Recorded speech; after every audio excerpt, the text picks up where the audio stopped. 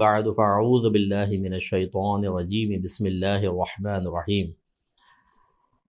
تمام مسلمان بھائیوں اور بہنوں کی خدمت میں حاضری کا مقصود ایک غلط فہمی کا ازالہ ہے۔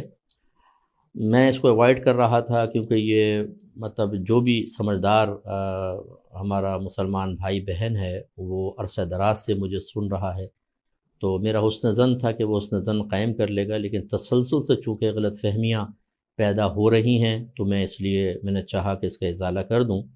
اختر رضا خان صاحب کا ایک شعر ہے، آپ کی خاطر بنائے دو جہاں، اپنی خاطر جو بنایا آپ ہے۔ اس کے اوپر یہ میرے جمعے کے بیان کے بعد ہمارا ایک سیشن ہوتا ہے، کویسچن آنسر سیشن مختصر سا، اس میں نے ایک جواب دیا تھا جس پر اعتراض پیدا ہوا۔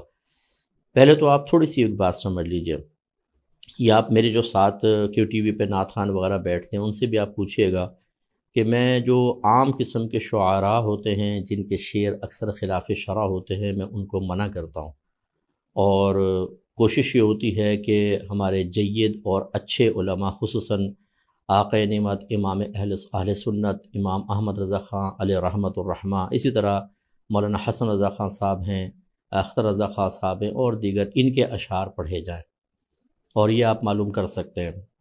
تو ایک تو یہ تناظر کہ اس قسم کے اشعار کہ اگر ہمیں کوئی شک ہو کہ یہ کسی غیر عالم کا شعر ہے تو میں اس کو اکثر روک دیتا ہوں اگر اس میں کوئی چیز ایسی ہوتی ہے تو۔ دوسرا، ہمارا مسجد کا ذرا ماحول آپ سمجھیے، ہمارے پاس اطراف میں تمام آفیسز ہیں، پڑھے لکھے لوگ آتے ہیں، اور میں اس طرح کی مختلف چیزوں پہ کلام کرتا ہوں، لوگ اپنے کویسچن ہمیں بھیجتے ہیں جس میں بہت سے اعتراضات بھی ہوتے ہیں، اختلافی مسائل بھی ذکر کیے جاتے ہیں اور ہم اس کے جواب دیتے ہیں۔ تو اب اسی تناظر میں یہ شعر میرے پاس پیش کیا گیا۔ پہلے میں بتا دوں کہ اللہ کا بڑا کرم ہے کہ نہ میں جھوٹ بولتا ہوں اور نہ مجھے کسی کا خوف ہے۔ حضرت ابن عباس رضی اللہ تعالی عنہ کی روایت میں نے زمانہ طالب علمی سے یہاں بٹھا کے رکھی ہوئی ہے کہ نبی کریم صلی اللہ علیہ وسلم نے ارشاد فرمایا کہ ابن عباس، اگر ساری دنیا تجھے نفع پہنچانے پر جمع ہو جائے اتنا ہی نفع پہنچا سکتی ہے جتنا اللہ نے تیری قسمت میں لکھا، اور اگر یہ سارے تجھے نقصان پہنچانے پر مجتمع ہو جائیں تو اتنا ہی نقصان پہنچا سکتے ہیں جتنا اللہ نے تیری قسمت میں لکھا ہے۔ لہذا نہ مجھے کسی کا خوف ہے نہ مجھے جھوٹ بولنے کی ضرورت ہے۔ ہزارہ شعر ایسے ہوتے ہیں کہ جو معلوم نہیں ہوتے کس کے ہیں، تو واللہ میں آپ کو عرض کرتا ہوں کہ یہ شعر مجھے نہیں پتا تھا کہ یہ اختر رضا خان صاحب کا شعر ہے۔ یہ شعر آیا اور ہماری مسجد میں جیسا ماحول تھا کہ معلل بالاغراض میں عقائد کے بارے میں بیانات کر رہا تھا، تو اسی کے تناظر میں پھر میں نے اس کا جواب دیا، جو جواب میری نظر میں بالکل پرفیکٹ تھا کہ بظاہر اس سے ایسا لگ رہا ہے کہ اللہ تبارک و تعالیٰ کے فعل کے لیے پہلے غرض تھی، اس کی وضاحت کر دی کہ وہ اللہ کے افعال معلل بالاغراض نہیں ہوتے، حکمت کے ساتھ ہوتے ہیں، لیکن جب وہ ظہور پذیر ہوتے ہیں تو ہزارہ ان کے ساتھ غرضیں وابستہ ہوتی ہیں۔ پھر میں نے ایک جملہ یہ کہا کہ اس شعر کو پبلک میں نہ پڑھا جائے، چونکہ مجھے اس کے شاعر کا علم نہیں تھا۔ اگر مجھے یہ پتہ ہوتا کہ یہ اختر رضا خان صاحب کا شعر ہے تو میرا جواب یوں ہوتا کہ اس کو آپ بالکل پبلک میں پڑھیں، کہ ہمارے اکابرین کے اشعار نہیں پڑھے جائیں گے تو کس کے پڑھے جائیں گے، لیکن وضاحت کے ساتھ تھوڑا سا پڑھ دیں، کہ اگر ہو سکتا ہے کہ کوئی ایسا ماحول بھی ہوتا ہے جیسے ہماری مسجد کا ماحول ہے کہ کوئی اس پہ اعتراض کر سکے تو جواب دے دیں۔ اور اسی طرح میں جیسے بعض اشعار میں نبی کریم صلی اللہ علیہ وسلم کے روضہ اقدس پہ سجدہ وغیرہ کا ذکر ہوتا ہے تو اس پہ ہم یہی کہتے ہیں کہ اس کو وضاحت کے ساتھ ذکر کر دیں۔ ایسے ہی میرے آقا نعمت امام اہل سنت رضی اللہ تعالی عنہ کی شاعری میں بہت سارے ایسے شعر ہیں جن کو وضاحت کے ساتھ ذکر کرنا چاہیے۔ تو مقصود کوئی خدا نخواستہ منع کرنا نہیں تھا، میں کیوں منع کروں گا؟ اب میں آپ سب سے کہتا ہوں جتنے اعتراضات کر رہے ہیں، حسن ظن ہے میرا کہ اللہ کے لیے ہی کر رہے ہوں گے۔ 32 سال ہو گئے مجھے تقریباً کام کرتے ہوئے، تقریباً، اور 20 سال تو اعلانیہ کیو ٹی وی پر۔ مجھے ایک کوئی ایسی مثال بتائیں جس میں نے اپنے ان بزرگوں کے خلاف کوئی بات کہی ہو۔ جب نہیں ہے تو اس کا مطلب ہے کہ آپ کو اس پہ دلیل قائم نہیں کر سکتے، کہ قرینہ قائم نہیں کر سکتے کہ کوئی دل میں بغض ہے یا کوئی خدا نخواستہ بے ادبی کے قصد و ارادہ ہے۔ اس کا مطلب یہ ہوا کہ یہ جو کچھ ہوا ایک مس انڈرسٹینڈنگ، ایک غلط فہمی کی بنیاد پر تھا اور لا علمی کی بنیاد پر تھا۔ اب اس میں طریقہ کار بہرحال کیا ہونا چاہیے تھا اس پہ میں کلام کرتا ہوں، لیکن میری وضاحت یہ ہے کہ ہمارے جو یہ اکابرین ہیں ان کے شعر نہیں پڑھیں گے تو کن کے شعر پڑھیں گے؟ میں تو جو غیر عالم شعراء ہیں چاہے کتنے معروف کیوں نہ ہوں، میں کہتا ہوں ان کے شعر بھی بڑی احتیاط سے پڑھیں، اور ان اکابرین کے شعر تو آنکھیں بند کر کے پڑھیں۔ ہاں ایسے اشعار کہ مقتضۂ حال یہ ہو کہ اس کو وضاحت کے بغیر نہ پڑھا جائے، وضاحت ضرور کریں۔ مجھے امید ہے کہ آپ بات سمجھ گئے ہوں گے۔ اب میں ایک پوائنٹ پہ ذرا کلام کرنا چاہتا ہوں کہ آپ نے جو ہماری گرفت کی، اس کے کچھ میں ایک اصول آپ کو ذکر کرنا چاہتا ہوں۔ جب کوئی غلطی کرتا ہے یا آپ اسے کہتے ہیں کہ غلطی ہوئی، تو وہ 3 طرح کے افراد ہو سکتے ہیں۔ پہلا وہ کہ جو بد مذہبیت یا کسی شخصیت سے بغض میں معروف ہو۔ دوسرا وہ جس میں دونوں علامات نہ ہوں، وہ خوش عقیدہ ہو، اہل سنت سے تعلق رکھتا ہو اور اپنے اکابرین کے لیے کوئی بے ادبی ثابت نہ ہوئی ہو، بلکہ محبت کا اظہار ہو اور بے شمار بیانات میں ہو۔ تیسرا ہوتا ہے مستور الحال، جس کے بارے میں پتہ نہیں ہوتا کہ وہ ان میں سے ہے یا ان میں سے ہے۔ جو بد مذہب ہے، جو کسی سے بغض رکھتا ہے، وہ اگر کسی کے خلاف ایسی کوئی بات کہتا ہے کہ اس میں بد مذہبیت کا رنگ ہو یا کسی کے خلاف، تو اس میں حسن ظن قائم کرنے کی ضرورت نہیں، وہ تو پہلے اس کے بارے میں معروف ہے۔ دوسرا جو خوش عقیدہ ہے اور کسی کے بارے میں اس کا بغض وغیرہ ثابت نہیں ہے، بے ادبی ثابت نہیں ہے، یاد رکھیں اس سے حسن ظن قائم رکھنا واجب ہوتا ہے۔ اور تیسرا جو مستور الحال ہوتا ہے، جس کا حال معلوم نہیں، اگر وہ کوئی ایسی خطا کرتا ہے تو بالکل اس سے معلوم کیا جائے گا، اس سے جواب طلب کیا جائے گا۔ اب اگر وہ کوئی معقول جواب دے دیتا ہے تو بالکل ویل اینڈ گڈ، اگر وہ جواب معقول نہیں دیتا یا گول مول بات کرتا ہے تو پھر 2 صورتیں ہوتی ہیں کہ اس کی اس غلطی یا اس معاملے کا نقصان عوام تک پہنچ رہا ہے یا نہیں۔ اگر نہیں پہنچ رہا، اس کی ذات کے ساتھ خاص ہے، اس کے حال پر چھوڑ دیں، خوف خدا، آخرت گریف کا احساس پیدا کریں اور کہیں اب تم اس کے ذمہ دار ہو گئے، ہم نے سمجھا دیا۔ ہاں اگر اس کے برائی کا اثر پبلک کے اندر عام ہو رہا ہے تو پھر بار بار کوشش کرنے کے بعد اعلانیہ طور پر اس کی مخالفت کرنا جائز ہے۔ تو پہلا بد مذہب جو معروف ہے اس سے حسن ظن قائم نہیں ہوگا۔ دوسرا جو خوش عقیدہ ہے اور اس کے دل میں بزرگوں کا کوئی بغض یا کینہ نہیں اور نہ کوئی ایسا معروف، اس سے حسن ظن قائم کرنا واجب ہوتا ہے۔ اور اس کی دلیل کیا ہے؟ نبی کریم صلی اللہ علیہ وسلم نے ارشاد فرمایا ظن المؤمنین خیرا، مومنین سے اچھا گمان کرو۔ بدگمانی وہیں جائز ہوتی ہے جب قرائن موجود ہوتے ہیں۔ تو ہم نے پہلے بتایا اگر کوئی خوش عقیدہ ہے اور بغض نہیں رکھتا، اس پہ کوئی قرینہ ہی نہیں ہے، تو پھر بدگمانی کیسے جائز؟ سورہ حجرات میں اللہ نے منع فرمایا کہ اے ایمان والو کثیر گمانوں سے بچو، کیونکہ بعض گمان گناہ بھی ہوتے ہیں۔ اور اگر آپ ہماری اس تقریر کو بلاغت کی روشنی میں دیکھیں، آپ سب نے پڑھا ہے جو اہل علم ہیں، کہ اس میں ایک نسبت حقیقیہ اور مجازیہ کی بحث ہوتی ہے۔ اس میں ایک جملہ لکھا ہے انبت الربیع البقلہ، کہ موسم بہار نے سبزہ اگایا۔ تو یہ لکھا ہے کہ اگر یہ جملہ مشرک کہے تو چونکہ وہ شرک میں معروف ہے تو ہم اس کو شرک پر محمول کریں گے کہ وہ اس ساگ کی تخلیق کا سبب یا اس کا خالق موسم بہار کو قرار دے رہا ہے۔ لیکن اگر موحد یہ جملہ کہے تو ہمیں حسن ظن قائم رکھنا ہوگا اور اسے نسبت مجازیہ پر محمول کریں گے۔ اہل علم سے یہ مخفی نہیں ہے۔ اس کا مطلب ہوا اب ہماری پوزیشن دیکھ لیں، اللہ کا کرم ہے کہ میں اہل سنت سے تعلق رکھتا ہوں اور عرصہ دراز سے میں 20 سال تو مجھے ٹی وی پر پروگرام کرتے ہوئے ہوگا، اور ایک نہیں بے شمار میں نے پروگرام کیے ہیں۔ اور اگر کوئی بغض ثابت ہے تو ذرا ثابت تو کر کے بتائیں۔ میں تو اس خاندان سے بڑی عقیدت اور محبت اور پیار رکھتا ہوں، میرے بیانات اس پر دال ہیں۔ تو اس کا مطلب یہ ہوا کہ یہاں پر حسن ظن قائم کرنا واجب تھا، اس کے خلاف جانا منع تھا۔ اور فقہاء نے واضح طور پہ بیان فرمایا کہ اگر کوئی متکلم کلام کرے اور اس کے کلام میں 99 پہلو کفر کے ہوں اور ایک پہلو اسلام کا ہو، تو اسلام کے پہلو کو فوقیت دے کر اس پہ حکم کفر نہیں لگایا جائے گا۔ آپ اندازہ کریں 99 پہلو کفر کے اور ایک پہلو اسلام کا، اسی کو فوقیت دی جائے گی۔ یہ ہوتا ہے طریقہ کار کہ کسی سے اگر آپ کو ایسی چیز محسوس ہو تو سب سے پہلے اس کے ساتھ حسن ظن قائم کرے اور پھر اسے ایک وضاحت کا موقع دیا جائے۔ اب میں دین کا درد رکھنے والوں سے کچھ کویسچن کرنا چاہتا ہوں۔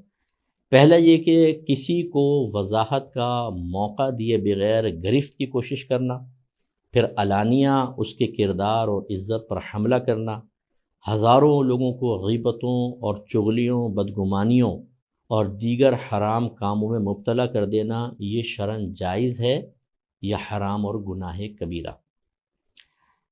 ایک صاحب نے فرمایا کہ ہم نے طلب وضاحت کے لیے واٹس ایپ پر میسج چھوڑے تھے اور کال کے لیے، لیکن جواب نہ آیا تو ہم نے قدم آگے بڑھایا۔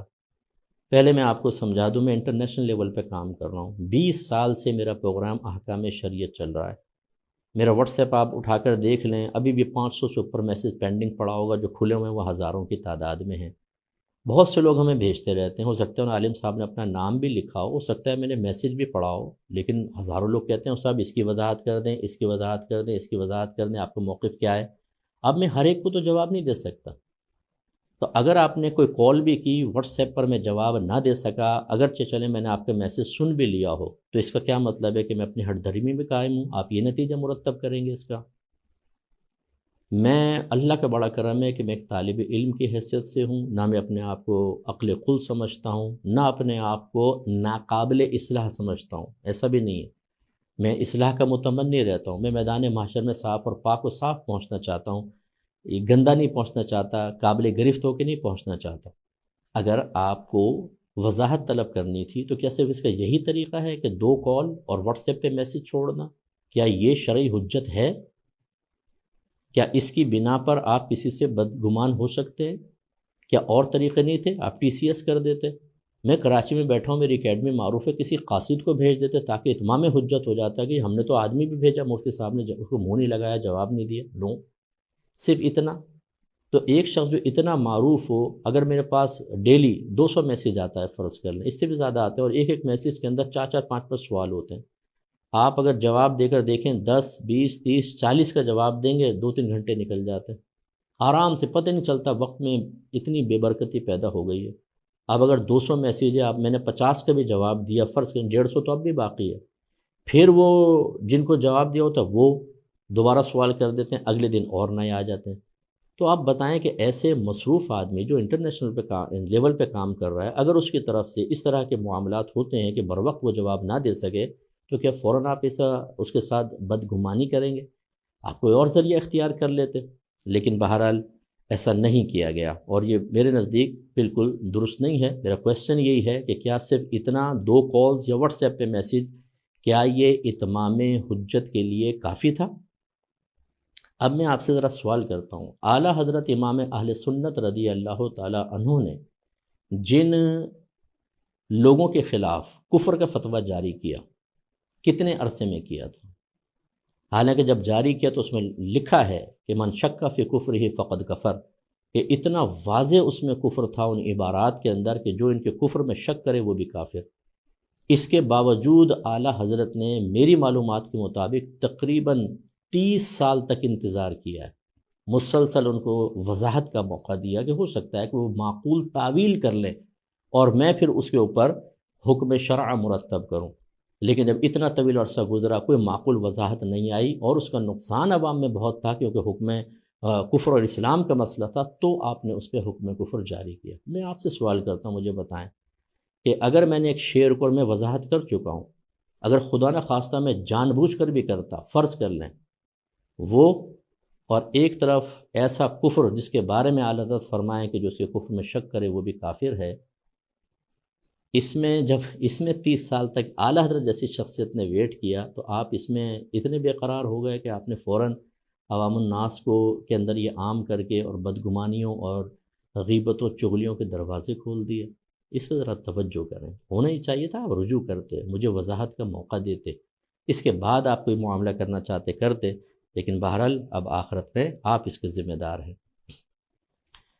اب مجھے ذرا یہ بتائیے، میں نے وضاحت کر دی، مجھے نہیں پتہ تھا کہ یہ اختر رضا خان صاحب کا شعر ہے، میں نے اس کو ایک عام شعر کی طرح لے کر اور صرف اس لیے منع کیا میرے مسجد کا ماحول ایسا ہے، چلیں مسجد کے ماحول سے بھی قطع نظر مراد یہی تھی کہ اس قسم کے شعر پڑھے نہ جائیں، عام شعراء کے میرا ذہن میں تھا، اور اگر پڑھا جائے تو وضاحت کے ساتھ پڑھا جائے۔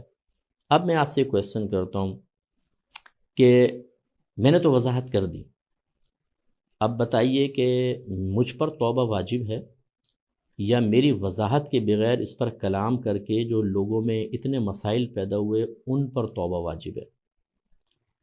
اعلیٰ حضرت نے ایک امام کے بارے میں ارشاد فرمایا جس نے مسلمانوں پر بلا ثبوت الزام لگایا تھا، بلا ثبوت، آپ نے بھی ثبوت نہیں، آپ نے وضاحت کا موقع دیے بغیر کیا۔ اعلیٰ حضرت نے کیا حکم جاری کیا؟ فتاوی رضویہ جلد نمبر 6 کے اندر ہے۔ سوال یہ تھا، سوال تھا کہ اس نے اعلانیہ طور پر کچھ مسلمانوں پر بیان کرتے ہوئے تہمت لگائی امام صاحب نے۔ اعلیٰ حضرت نے فرمایا پھر بھی اس قدر میں شک نہیں کہ اس نے وہاں کے عام مسلمان مردوں بیویوں کی حرمت پر دھبا لگایا اور اسے خاص مجلس وعظ میں کہہ کر مسلمانوں کو ناحق بدنام کرنے اور ان میں اشاعت فاحشہ کا بوجھ اپنی گردن پر اٹھایا اور بکثرت مسلمانوں کو بلا وجہ شرعی ایذا دی۔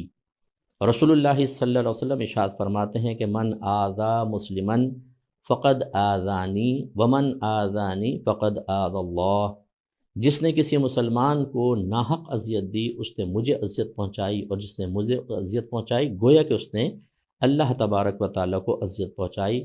الطبرانی المعجم الاوسط حدیث نمبر 3607۔ پھر اعلیٰ حضرت لکھتے ہیں کہ اللہ تعالیٰ ارشاد فرماتا ہے ان الذین یحبون، بے شک وہ لوگ جو محبوب رکھتے ہیں، ان تشیع الفاحشۃ فی الذین آمنوا، کہ ان لوگوں میں جو ایمان لائے ان میں فحش چیز عام ہو جائے، لہم عذاب علیم فی الدنیا والآخرہ، تو ان کے لیے دنیا اور آخرت میں عذاب ہے۔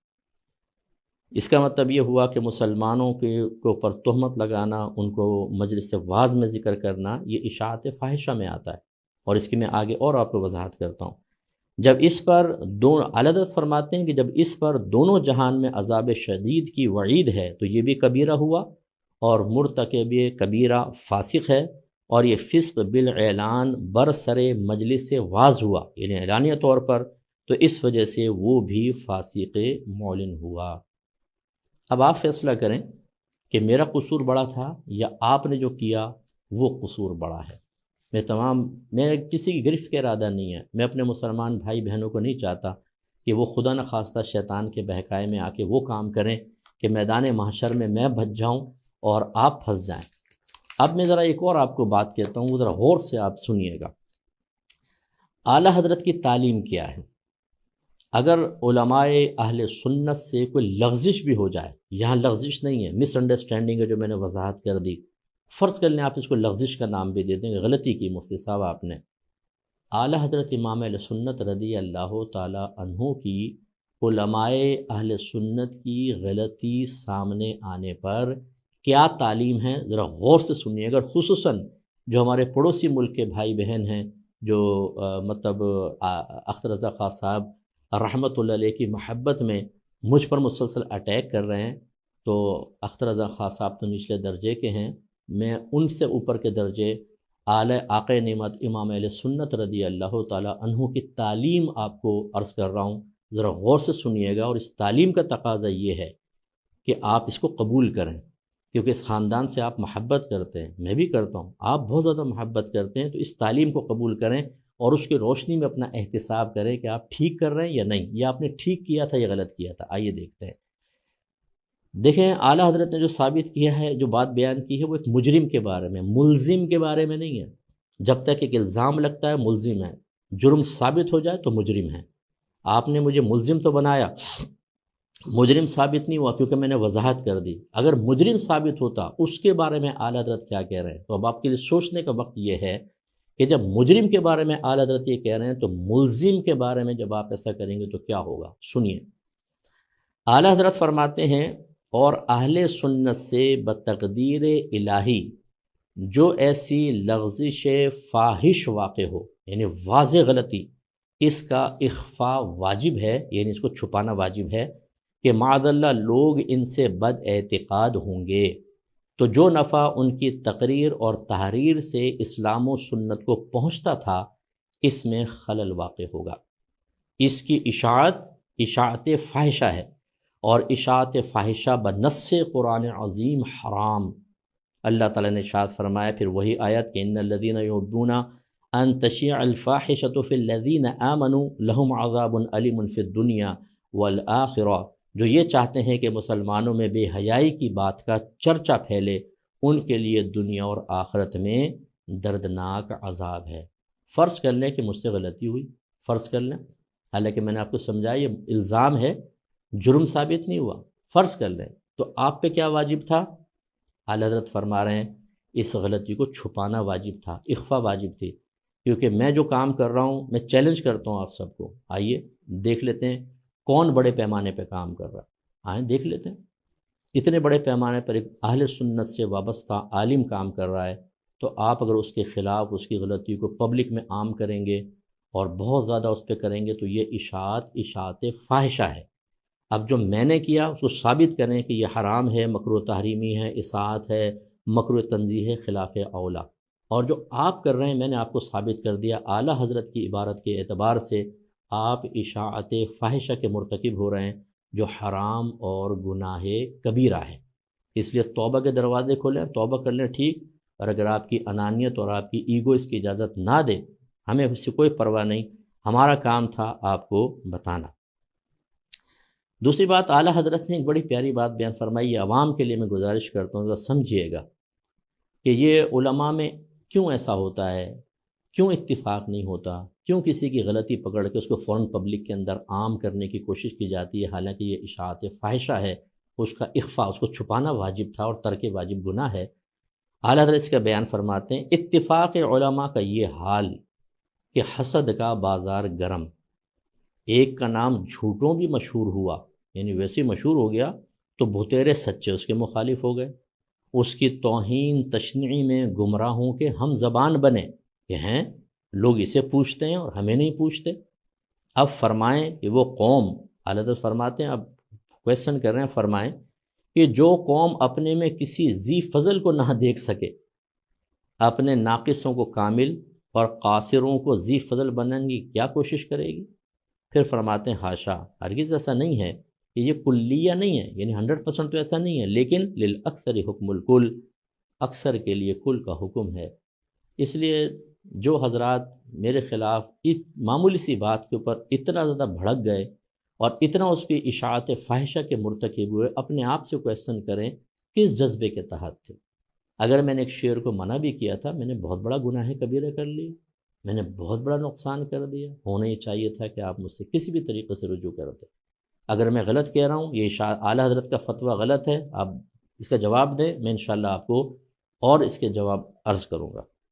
اب میں ذرا آخر میں خصوصاً ان لوگوں سے کہ جو تصویر اور ویڈیو کو ناجائز کہتے ہیں اور چینلز کو دیکھنا حرام کہتے ہیں، ان سے میں ایک سوال کرنا چاہتا ہوں، اور یہ زیادہ تر ہمارے پڑوسی ملک کے بہت سے بھائی بہن بھی ہیں، ان سے میں کویسچن کرنا چاہتا ہوں کہ یہ بتائیے، اختر رضا خان صاحب علیہ رحمہ، اللہ ان کو ہزار درجات عطا فرمائے، ان کی قبر پر اپنی رحمت نازل فرمائے، انہیں میدان محشر میں بہت بڑا مقام و مرتبہ اور لاکھوں کی شفاعت کا حق عطا فرمائے، انہیں جنت الفردوس میں بہت اعلیٰ مقام عطا فرمائے، ان کے قدموں کی گرد کی برکت سے اللہ تعالیٰ مجھ گناہگار کو، میری نسلوں کو جنت میں داخلہ عطا فرمائے۔ آپ کا تصویر اور ویڈیو کے بارے میں کیا فتویٰ ہے؟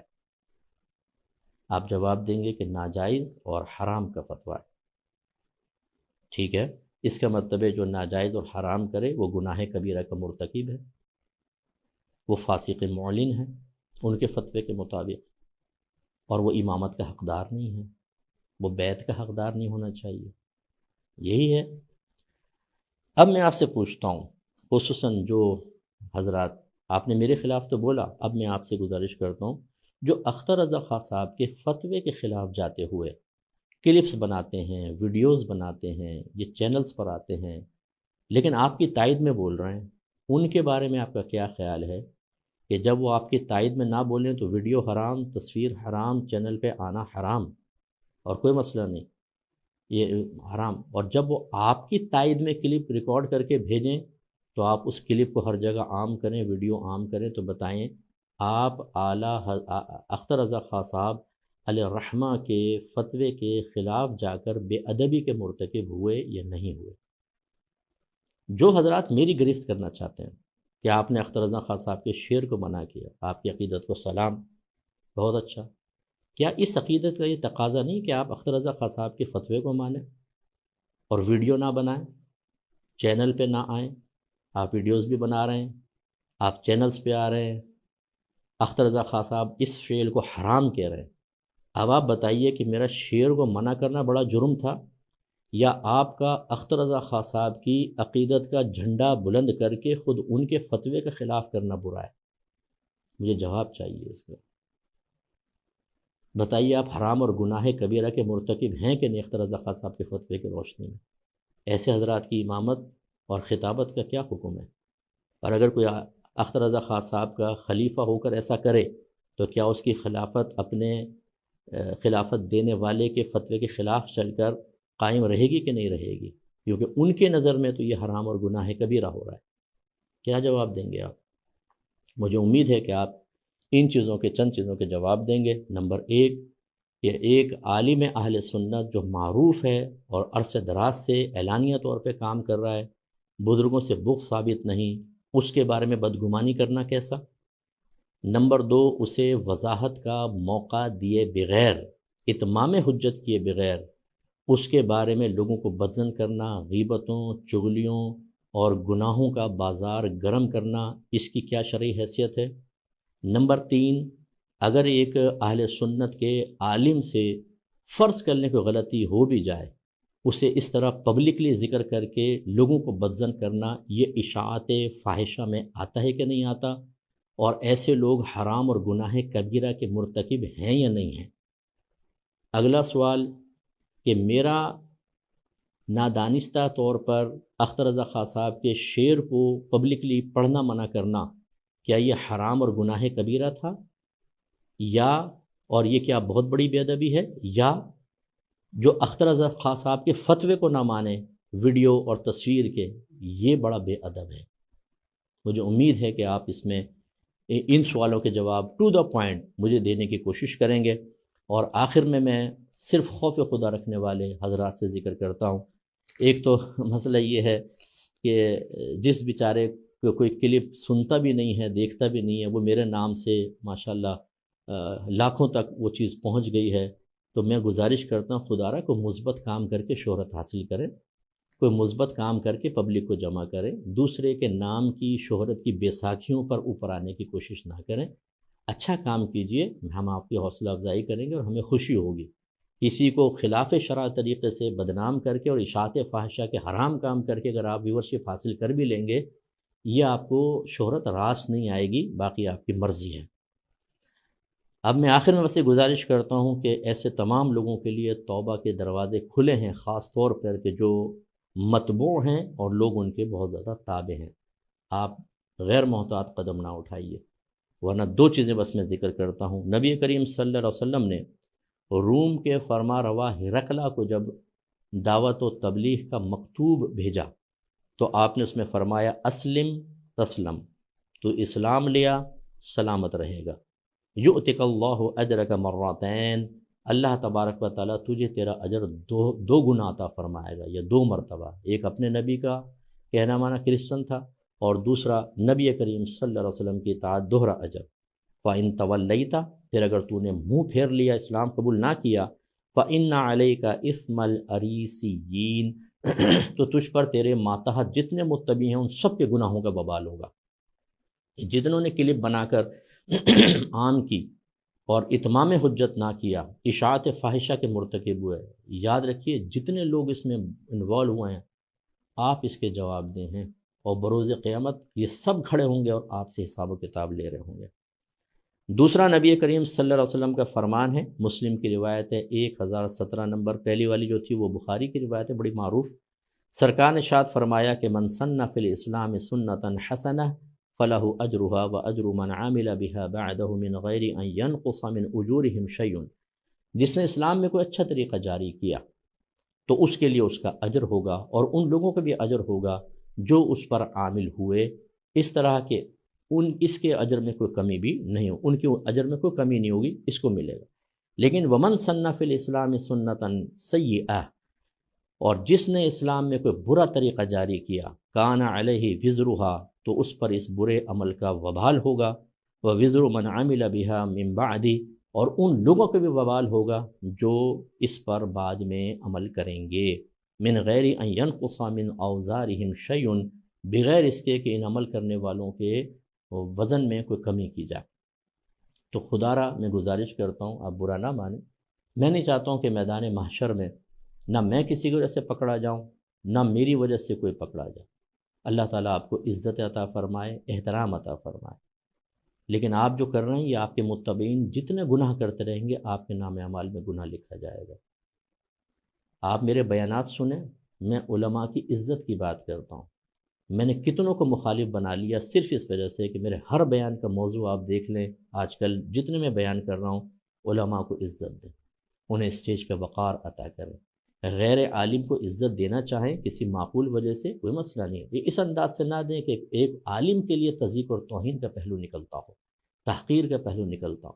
یہ میرے بیانات کا موضوع ہے۔ خدا را صفوف علماء میں اتحاد پیدا کریں، ایک دوسرے کی ٹانگیں نہ کھینچیں۔ اگر اللہ نے مجھے عزت دینی ہے، آپ رات دن کوشش کرتے رہیں، کچھ نہیں کر سکتے، آپ کچھ بھی نہیں کر سکتے۔ اور اللہ کا بڑا کرم ہے کہ اللہ تعالیٰ جو ہم سے کام لے رہا ہے، مجھے لوگ اتنا سن رہے ہیں، رات دن میں لوگوں کے مسائل حل کرتا ہوں۔ آپ کیا سمجھتے ہیں کہ چند باتیں کر کے آپ سب کے دلوں سے محبت نکال دیں گے؟ یہ کوشش لایانی کوششیں، بیکار ہے۔ صرف اتنا ضرور ہوگا کہ جب کسی معروف شخص کے خلاف ہم کو کلپ نکالتے ہیں تو 1 لاکھ 2 لاکھ 3 لاکھ لوگ دیکھ لیتے ہیں، لیکن جیسے میں نے آپ کو عرض کیا، اگر یہ اشاعت فاحشہ میں آ گیا تو وہ جتنے زیادہ لوگ دیکھیں گے اتنا بڑا آپ پر وبال ہے۔ اللہ تعالیٰ سمجھنے کی توفیق عطا فرمائے۔ وآخر دعوانا ان الحمد للہ رب العالمین۔